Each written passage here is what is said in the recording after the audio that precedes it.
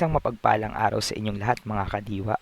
At muli nagbabalik si Sir Al upang magbahagi na naman ng mga kaalaman sa asignaturang Pilipino. At wag na tayo magpatumpik-tumpik pa, bilisan na natin ang pagtalakay, no? Yung nakikita nyo sa aking screen, yan po ay isang asignatura sa ngayong semestre ng ika-11 baitang bilang paghahanda sa susunod na talakay nila na research, no? Susulat na ng pananaliksik. So dapat malaman muna natin o masuri natin yung asignatura na to, yung pagsusuri ng iba't ibang teksto tungo sa pananaliksik. Okay? Ano-ano ba yung mga iba't ibang teksto na yan? At yung pag-uusapan natin, hindi yung buong teksto, hindi yung buong uri ng teksto, kundi uunahin natin yung isang uri muna. Okay? At yun yung pag-aaralan natin ngayon. At ito yun. Okay? Ayan. Ang tekstong informatibo. Yan, ginilid lang ni Ginoo yung gwapong mukha. Okay? So, sa araw-araw na pamumuhay natin, kaakibat na natin yan na araw-araw ay kumukuha tayo ng impormasyon. Ngayon, kung tatanungin kita, no, kung para sa'yo, ano ba yung pagkakaalam mo kapag sinabi nating tekstong informatibo? Take note, pag sinabi nating teksto, tatandaan nyo, lagi po yung babasahin. Okay? Babasahin. So, nababasa mo, ayan, informatibo. Malamang sa malamang ang magiging sagot mo dyan, ito yung mga babasahin Ginoo na nagbibigay ng kaalaman, ng impormasyon, hinggil sa isang bagay, which is tama ka. Tama naman po kayo. Pero, hanggang dun lang ba dapat? Dun lang ba magtatapos yung kaalaman natin hinggil sa tekstong informatibo?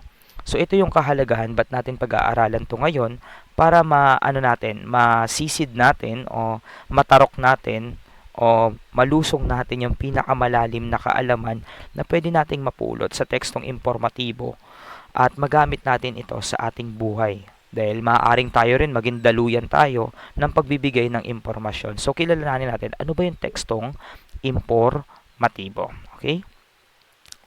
So, ayan. Gilid lang ni Ginoo yung gwapo niyang mukha kung saan may spasyo. Liitan ko lang ng konti, ha? Ayan, siguro okay na yung ganyan. Para makita nyo lang ako. Ayan. Ang tekstong informatibo ay babasahing dipiksyon. Bakit dipiksyon? Tatandaan nyo, ang lahat ng uri ng sulatin ay naihahana yan sa tinatawag nating fiction o dipiksyon. Sa English ay fiction or non-fiction. So ito, non-fiction to ang tekstong informatibo. Bakit? Kasi ang fiction, pag sinabi nating fiction, yan po ay likha ng mayaman nating imahinasyon at kadalasan ang mga babasahin na yon binabasa natin ay gawa ng katang-isip lamang at ito'y hindi totoo. Okay? So kaya ang tekstong informatibo ay babasahing di fiction or non-fiction. Bakit? Kasi nga nagbibigay siya. Ano yung layunin niya? Ito ay may layong magbigay ng impormasyon o magpaliwanag ng palinaw at walang pagkiling. Pag sinabi natin walang pagkiling, hindi ka bias, wala kang kinakampihan. Kung ano yung totoo, yun yung sasabihin mo.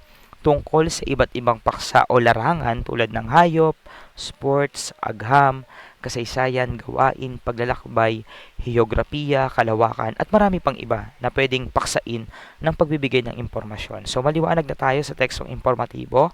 No? Take note, ang tekstong informatibo rin po, kilala po yan sa tawag na expository. Okay?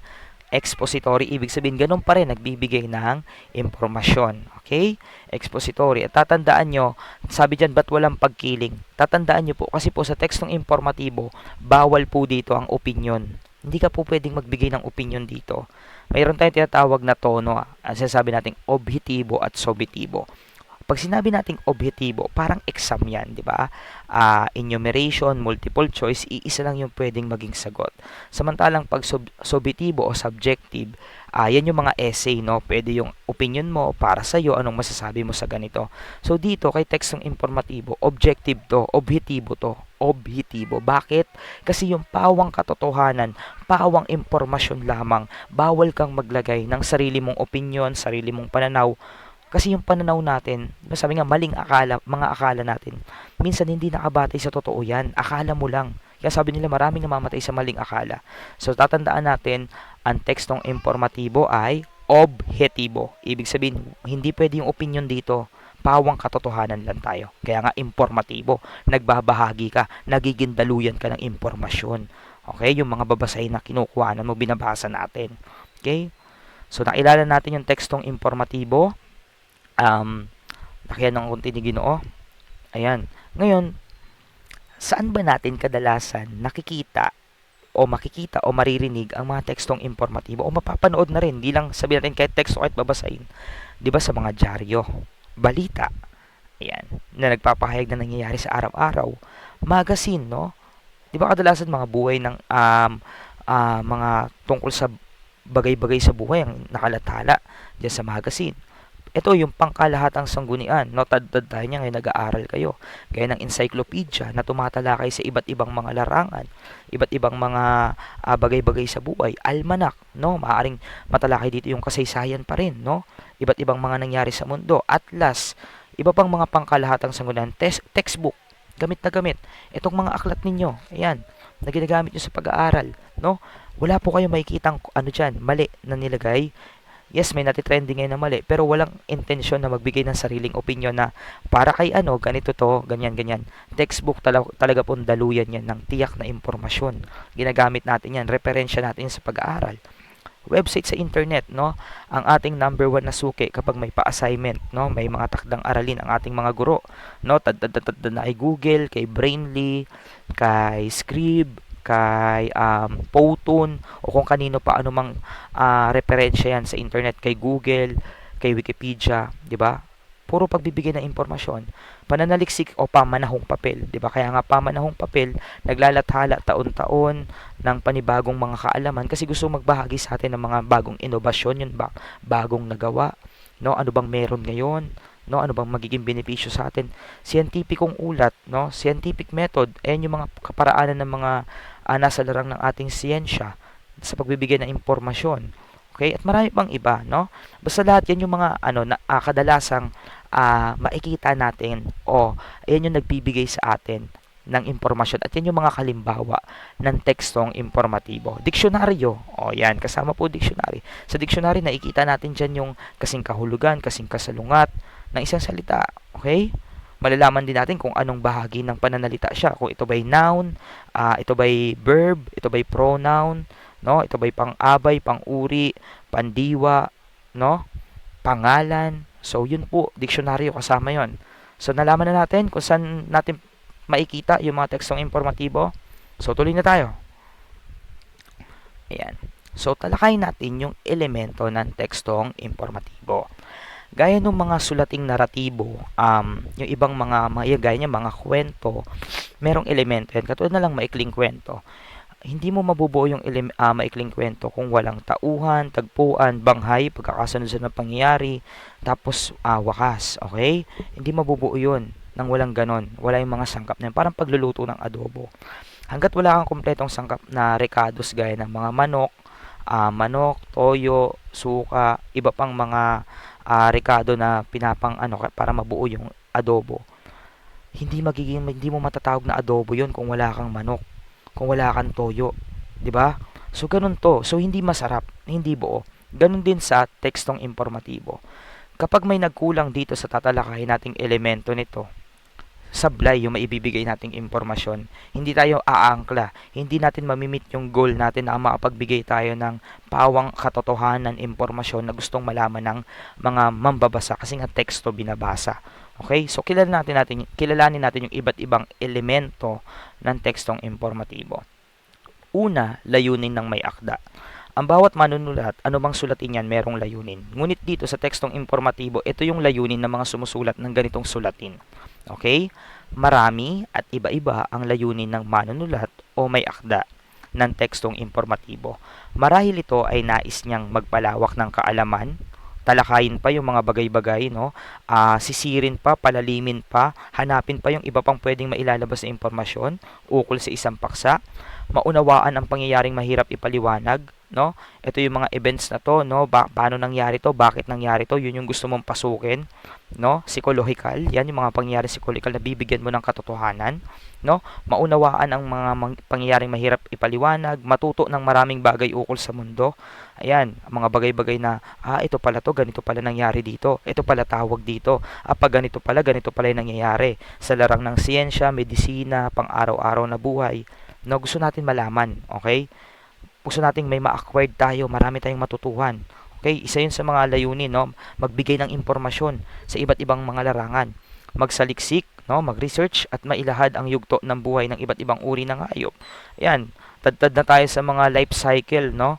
Life cycle, evolution of man, kung anong cycle pa yan, food chain, no? Yun yung ilan sa mga goal ng isa sa mga bakit layunin ng may akda. Yun nga yung goal mo.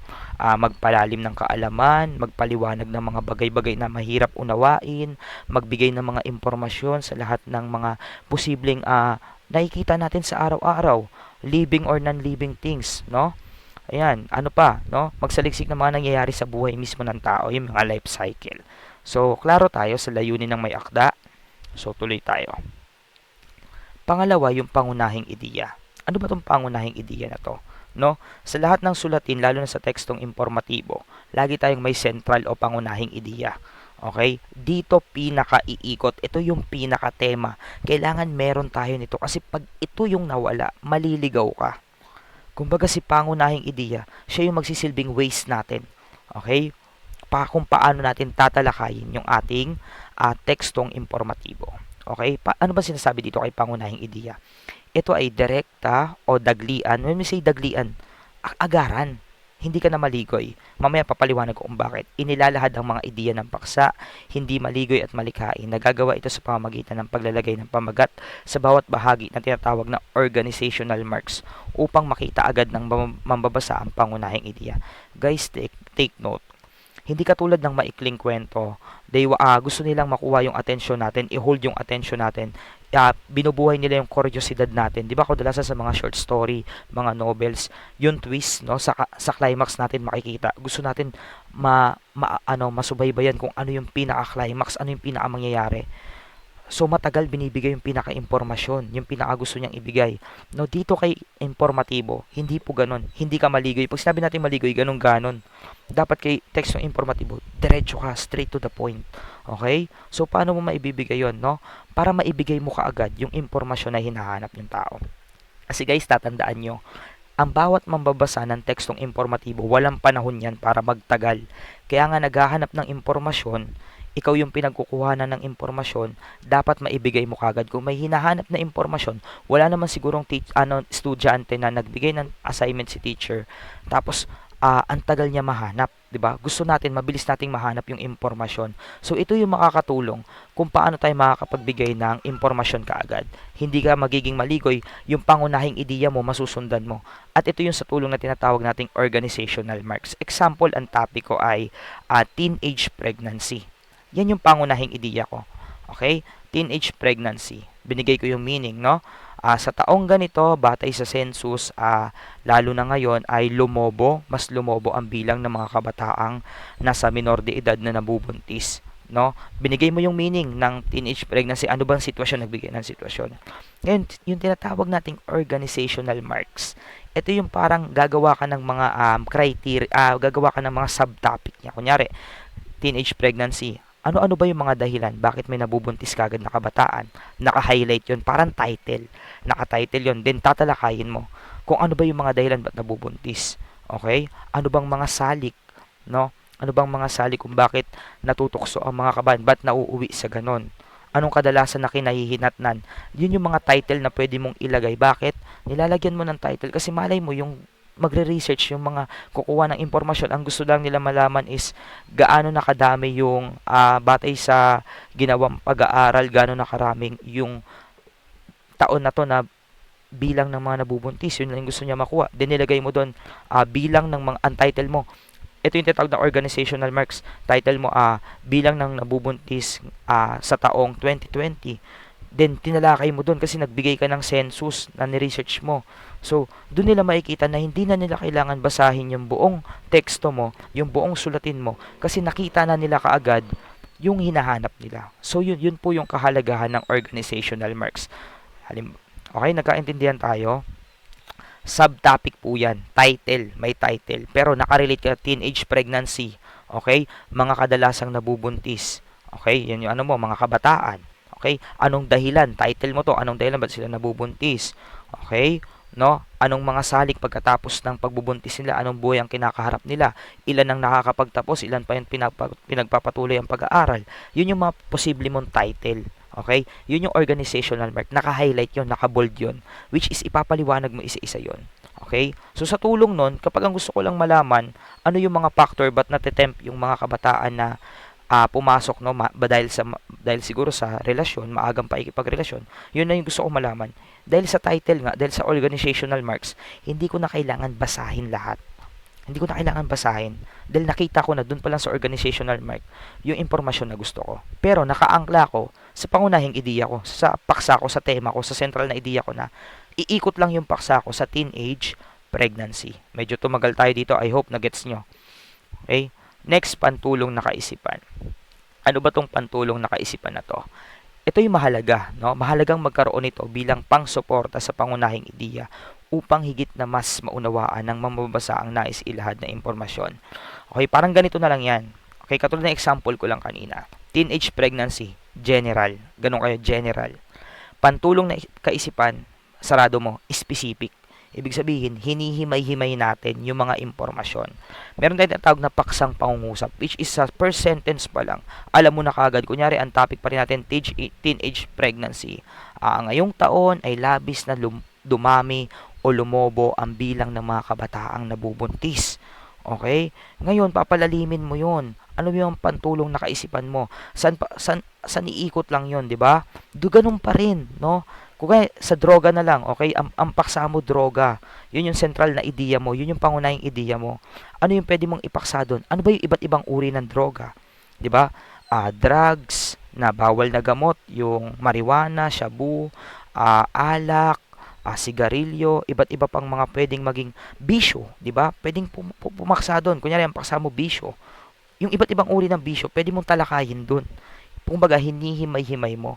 So, yun po yung ginagawa ng pantulong na kaisipan. Kaya nga, sabi dyan, mahalagang magkaroon bilang pangsuporta. No? From general to specific, hinihimay-himay mo. Nilagay mo nga yung pangunahing ideya mo. Hindi mo naman pinaliwanag. Ang broad, ang layo, ang lawak. So dito, himay-himayin natin na from general, yan nakabuka, no? Magiging himay-himay na natin to specific. Nahimay natin, napiga natin yung pangunahing ideya natin, nabigay natin yung buong impormasyon sa mambabasa natin. Okay? So tuloy tayo. Ayan. So, ayan. Next, pang-apat, yung tinatawag nating mga estilo sa pagsulat, kagamitan at sanggunian. So, hindi lang sapat na malaman natin una yung layunin ng may akda, pangalawa yung pangunahing ideya, pangatlo pantulong na kaisipan. Kasi content yan eh, content, okay? Yung tatlo na yan sa content yan sa nilalaman. Kung paano tayo magbibigay ng impormasyon. Pero dito, ito yung kung paano tayo mas paano mas makakagayak, paano mas magiging presentable, paano mas mabilis mapipick up ng reader mo yung gusto mong ibigay sa kanila na impormasyon. Okay? Sabi dito, yung number 4 na yan, mga estilo sa pagsulat, kagamitan at sanggunian, ito yung mas nakakatulong sa mambabasa ng tekstong informatibo na mas maunawaan ito kung mayroon at mabibigyan diin ito ang sumusunod. Ano-ano ba yan mga estilo? Okay? Una, yung estilo natin sa pagsulat, paggamit ng nakalarawang representasyon. Pangalawa, pagbibigay diin sa mahalagang salita sa teksto, pagsulat ng talasanggunian. So, himay-himayin natin yan. Ayan yung number 4 ha. Mga estilo sa pagsulat, kagamitan at sanggunian para mas maibigay natin, mas maunawaan yung tekstong informatibo natin. O yung tekstong, kung ikaw yung susulat. Okay? So, ito po yan. Yan yung tatlo. Una, ayan yung sinasabi nating halimbawa ng mga nakalarawang representasyon. Ayon kay yung sa education kami, masigit na mas natututo ang bata kapag gumagana lahat ng senses niya. So pag pinagsama mo yung ito nakikita niya kaysa sa naririnig niya, ng iba yung mas dating nun, no? Mas matututo ka, naririnig mo na, nakikita mo na. 'Di ba? Cone of experience na tinatawag naming mga educator, na kung saan malaking factor na kapag mas maraming senses ang gumagana, mas natututo. So tama naman, 'di ba? Kapag pag kesa basa lang, naka-text lang 'yan, puro letters lang. Pero pag ginamitan niya ng representation, ng graph, no, ng map, ng kung ano pang nakalarawang representasyon, mas mabilis nating naiintindihan yung impormasyon na gustong ibigay kasi nagkakaroon tayo ng visual, okay? Visual aids, no? Ito yung parang batayan natin. Ang hirap naman kasi kapag text lang, kapag mga sulatin lang, mga titik lang, ini-imagine mo pa sa isip mo. Unlike kapag nandyan na, hindi mo na kailangan paganahin yung mayamang imahinasyon mo. Kasi nakikita mo na talaga at mas malinaw. So, yan po yung kahalagahan, no? Estilo, mas mauunawaan ng mambabasa yan. Next, yung tinatawag nating pagbibigay ng diin sa mahalagang pahayag. Ito yung halimbawa ko, naglagay lang ako ng halimbawa dyan. Ang Pilipinas ay kasapi ng mga bansa sa Timog Silangang Asya na may wikang pambansa na Filipino at binubuo ng 7,641 na isla at tinatayang may iba't ibang dialekto na humigit kumulang 150 ang dami. So pansinin niyo yung mga naka-highlight. Timog Silangang Asya, naka-bold, naka-underline. Pilipino, may ginamit akong quotation mark sa Pilipino. Ang tawag dyan ay panipi. Okay? 7,641 na isla kapag low tide, umaangat lahat ng isla natin. Pero, 7,107 lang to kapag high tide, natatabunan. Okay? So, yan yung in-example ko. Pagbibigay diin. Para mas mabilis makita ng mga bumabasa, gustong makakukuha ng impormasyon, mahalagang gumamit tayo nito. Pwede nating ipahilis, no, ipatagilid na igawin nating italic, no? Parang lagyan natin ng quotation mark, parang ay gusto niyang bigyan ng diin to, gusto niyang bigyan ng ano to, gusto niyang bigyan ng pansin ko to, tandaan ko to, mahalaga to. 'Di ba? Kaya nga tayo naglalagay ng underline, binobold natin, pinapahilis natin, pinapatagilid, pinapaitalic natin, 'di ba? Nilalagyan natin ng panipi, quotation mark para mahalagang impormasyon to, kailangan tandaan to. Okay? So yun po yung gamit ng pagbibigay diin sa mahalagang pahayag. So yung next naman po, yung kahalagahan ng pagbibigay ng talasanggunian o yung referensyang ginamit mo. Tayo, no, walang tao na ang sumusulat ng tekstong informatibo yung maraming kaalaman, no, hinggil sa isang paksa. Maaring alam mo na, master mo na, pero bago mo matutuhan yung kaalaman na yun, may binasa ka muna, may pinanood ka, may pinakinggan ka, may mga reference ka. So kung ikaw ay isang writer ng tekstong informatibo, mas magiging balido o kapanipaniwala o mas trusted yung gagawin mo, mas mas magiging katikatiwala siya. Kunyari ako babasa kasi ikaw mismo naging tapat ka. Naglagay ka kung saan mo kinuha yung mga impormasyon mo. Nilagay mo kung dito ko kinuha to, ito yung mga bibliografiya ko, ito yung mga referensya ko, ito yung mga pinagkuhanan ko ng taal na kaalaman na ibinabahagi ko sa inyo. So, from doon, masasabi natin na hindi mo hinulaan, hindi ka nagbigay. Kasi, di ba babalik nga tayo, ang tekstong informatibo, walang puwang dito ang sarili mong pananaw, sarili mong opinion, wala. Pawang katotohanan lamang. Okay? So, kakaintindihan tayo? Tuloy tayo. Okay? So, ulitan ko lang, gwapo ko mukha. Ayan. Guys pa-subscribe ako Ayan. Para pag may mga bagong lecture tayo, andyan lang kayo. Okay? Wait lang, pa tayo malitan. Ayan, litan natin. Gusto ko kita pa rin nyo yung mukha ko Halimbawa, next naman ay, ayan yun, isa pa rin, halimbawang pagbibigay din sa mahalagang salita. Naglagay pa rin ako dyan. Ayan, may naka-highlight, nakapatagilid, yung mga, minsan yung mga ginaganyan, yung mga unfamiliar terms, no, yung mga di gaano familiar na termino sa isang bagay. Kunyari, ang paksa sa siyensya, nagbanggit siya dyan ng ilang mga bagay na hindi familiar sa atin. So, ina-highlight niya yun. Pwede rin naka-close open parenthesis pala. Pasok yun. So, tapos na tayo dyan. Punta tayo sa mga uri ng tekstong informatibo. Ano-ano ba yung mga uri? No? Kanina, tapos na tayo sa elemento. Maliwanag sa atin yung elemento. Ano nga ulit yung apat? Layunin ng may akda. Ito yung goal niya. Pangunahing ideya. Pantulong na kaisipan. Mga estilo sa pagsulat. Kagamitan, sanggunian. Okay? So, yun po yung apat na elemento. Ngayon, punta tayo sa uri ng tekstong informatibo. May mga uri pa pala to, itong uri ng tekstong informatibo. Bilisan lang natin yung pagtalakay, no? Habang tinatalakay natin to ay talagang maaari kang mag-take down notes, no? Para talagang yung kaalaman, yung kabatiran is talagang matutuhan mo. Okay? So tuloy tayo. Baba ko ulit yung gwapong mukha ni Ginoo. Ito yung tatlong uri ng ng tekstong informatibo. Una, paglalahad ng totoong pangyayaring pangkasaysayan. Pangalawa, pag-uulat pang impormasyon. Pangatlo, pagpapaliwanag. So, klaro tayo, yan yung tatlo. Ayan yung tatlong uri ng tekstong informatibo. So, tuloy natin. Isa-isayin natin yan. So, unahin natin yung paglalahad ng mga totoong pangyayaring pangkasaysayan. Okay? Sa uri ng tekstong ito, inilalahad ang mga totoong pangyayaring nagaganap sa isang panahon o pagkakataon. Pag nangyari na yan, kahit ilang segundo pa ang nangyari, kahit katatapos lang yan, basta nangyari, natapos na, may ibibilang na natin to sa kasaysayan. Tapos na, nagdaan na. Okay? Maaaring ang pangyayaring isinasalaysay ay nasaksihan ng personal, gaya ng manunulat ng pahayagan. Ito ay pinatutunayan ng matatawag nating historical account. Okay? Kung ikaw nakasaksi, ikaw yung unang nandun, yung mga taong pinagkukuhanan mo, nakasama mo ron na iba pang nandun, historical account na lang sila. So, sila yung humihingi ka pa sa kanila ng iba pang mga impormasyon o datos para mas maging balido yung sinusulat mong tekstong informatibo o yung binabahagi mo. Sa ganitong uri ng tekstong informatibo ay kailangan mabisang panimula ang magagawa at kung ito naman ay balita, dapat ito ay sumasagot sa tanong na asa ka ba pa at susundan ng mga talata na sumusuporta. Ano ba yung asa ka ba pa? 'Di ba? Ayan yung ano, sino, saan, kailan, bakit at paano.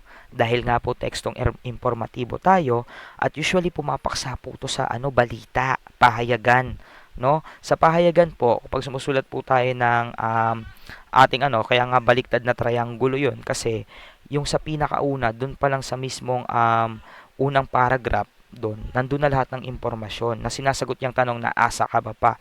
Ano, sino, kailan, saan, bakit, paano? Okay, dapat yan yung mabibigay nating impormasyon sa atin. Kaya nga impormasyon eh. Okay? Yan yung gusto nila malaman. Ano yung gusto ano yung nangyari? Sino yung mga involved dito? Saan nangyari? Kailan nangyari? Bakit naganap yung ganon? Paano nagawa nito? Yung mga sinasagot doon. Okay? So, tatandaan po natin yan. Paglalahad ng toong pangyayari kapag kasaysayan, tatandaan. Dapat, lalo na kung balita, sumasagot ito sa tanong na asa ka ba pa? Ano, sino, saan, kailan, bakit, at paano? Ikaw ang unang nakasaksi, isulat mo, which is pwede kang bumatay sa ganyang format. Kung gusto mo man ng balido, no, maging kumbaga, gusto mo pang, kaya nga 'di ba ang mga balita, ito, saksi to. Saksi sa nangyari, ini-interview, historical account mo 'yon. Okay? Para mas maging valid, mas maging informative, mas maging trusted, mas maunawaan, maging tunay at totoo. Walang halong opinyon, puro walang halong chemical nga, sabi nga nila. Okay? So next, pag-uulat pang impormasyon. Ano po ba tong pag-uulat pang impormasyon? So basahin natin yung kahulugan. Hindi ko na sinorkat yan. Maganda makita nyo rin mismo. Sa uring ito, nakalahad ang mahalagang impormasyon tungkol sa mga may buhay at walang buhay sa daigdig o paligid. Saklaw nito ang mga pagsagay ng teknolohiya, global warming, cyberbullying, mga hayop na malapit ng maubos, impormasyong kaugnay ng mga halaman, tao at iba pa. In short, papasok ulit tayo sa iba't ibang mga larangan. So, pasok po ito pag-uulat pang impormasyon. Ano po ba dapat tandaan lang natin? Tatandaan nyo guys, sa pagsulat ng ganitong uring teksto ay nangangailangan ng masusing pag-aaral, pananaliksik, sapagkat ang mga impormasyon at detalyeng taglay nito ay naglalahad ng katotohanan. Walang opinyon, bawal yung akala rito. Kaya maraming namamatay sa maling akala. Okay, ukol sa paksa at hindi dapat samahan ng personal na pananaw o opinyon ng manunulat. So take note, 'di ba? Nag-uulat ka diyan, guys, nagre-report ka, nagbabahagi ka directly na kung nangyari ang paksa mong yan, global warming. Sa palagay ko, ang global warming ay nakukuha sa pagtatapon ng dinamita sa dagat. Palagay ko, bawal yun. Mali yung sinabi mo. Ililigaw mo yung tao. 'Di ba? Sa palagay ko, ang cyberbullying ay okay lamang. Ngayong online, ha? Kailan naging okay yung cyberbullying? Yes, nangyayari online yun, pero kahit kailan hindi okay. Kaugnay ng halaman, para sa akin, no, ang mga halaman ay hindi lamang nabubuhay sa hindi natin masasabing photosynthesis yung nagaganap na cycle para mabuhay sila. Which is yun naman talaga yung tama. So, bawal dito yung sarili mong opinion. Kasi guys, cyberbullying, global warming, iba't ibang paksa sa siyensya, yan yung kadalasang hindi tarok ng kaalaman ng mga normal na tao. So, kapag magbabahagi ka niyan, dapat pawang tama lahat. Kaya kailangan tandaan, pag-uulat pang impormasyon, pag yan yung goal mo, hindi kayong naglalahad ng totoong pangyayari o kasaysayan. Kasi yung una, nasaksihan mo, nakita mo eh. Gusto mo lang magkwento, maglahad, magsalaysay ng totoong nakita mo, nasaksihan mo. Dito, talagang existing na yung ng bagay nang nangyari. Nandyan na. Ngayon, ipapaliwanag mo lang siya. Ire-report mo siya. No? So, dapat hindi ka magkamali dito. Kailangan natin dito ng malalimang pag-aaral o pananaliksik. Okay? So, yun po tayo. Medyo critical to number 2. And lastly, pagpapaliwanag. Ito napakadali nito. Ito ay uri ng tekstong informatibo na nagbibigay paliwanag kung bakit o paano naganap ang isang bagay o pangyayari. Marami kasing mga pangyayari sa bagay sa mundo natin na hindi matarok ng isipan o pagkaunawa ng iba. So ito yung ito yung pinakalayunin nito, no? Layunin nito na makita ng mambabasa mula sa mga impormasyong isinasaad kung paano humantong ang paksa sa ganitong kalagayan. Karaniwan itong ginagamitan ng mga larawan, diagram o flowchart sa mga na may kasamang paliwanag. Halimbawa nito ay mga siklo o life cycle ng mga hayop at insekto tulad ng paru-paro, palaka at iba pa. 'Di ba guys, take note, 'di ba? Kagaya nito yung photosynthesis, yung water cycle. 'Di ba yung water cycle kahit sabi mo condensation, evaporation, hindi gano'ng kalalim yung Pero pag ginamitan mo 'to ng mga chart na sinabi ko, kaya nga isa sa mga estilo at pamamaraan yun para mas maunawaan gamit ka ng chart eh. So, mahirap ipaliwanag yun, no? Hindi siya yung katulad ng ibang impormasyon na pag sinabi natin na anong ibig sabihin ng ganito, masasagot ka kagad, no? Pero ito, ang dami kasi life cycle siya. May proseso, may step by step process, may nangyayari, may nagaganap. Evolution of man. Hindi mo maikukuha yan sa direktang paliwanag eh. Yes, directly ka magbibigay, pero may pasikot-sikot, no? May siklo, may umiikot siya. Okay? So yun po, ito yun, pagpapaliwanag. Kaya sabi diyan, ito'y ginagamitan, layunin nito yung sinasabi ditong makita ng mababasa mula sa impormasyon na sinasaad kung paano humantong yung impormasyon o paksang binibigay sa ganong kalagayan. Tayo, di ba pinaniwalaan sa Chorian Charles Darwin, nagmula daw tayo sa unggoy. Okay? Paano tayo umabot sa ganito ngayon? Evolution of man. Paano yung paru-paro na mula sa maliit na uod umabot sa napakagandang bagay? Paano yung palaka na mula sa maliliit na bilog-bilog na itlog, paano naging ganap na tumatalon at kumukukak? Okay? So yan po, pagpapaliwanag. Okay, kailangan din natin ng malalimang research dito. And take note, sa lahat po ng yan, tatandaan nyo, ayan yung example, no? Ayan, hindi mo maipapaliwanag yan ng Yes, may papaliwanag mo directly ng salita. Pero, sabi nga dito, mas makakatulong kung gagamitan mo ng diagram, mga graph, or mga nakalarawang modelo para mas mabilis na maunawaan. So guys, tapos na tayo. So take note, lagi nyo lang tatandaan sa mga uri ng tekstong informatibo. Bago tayo magpahagi niyan, lagi mo lang iisipin na dapat tama ang sinasabi mo.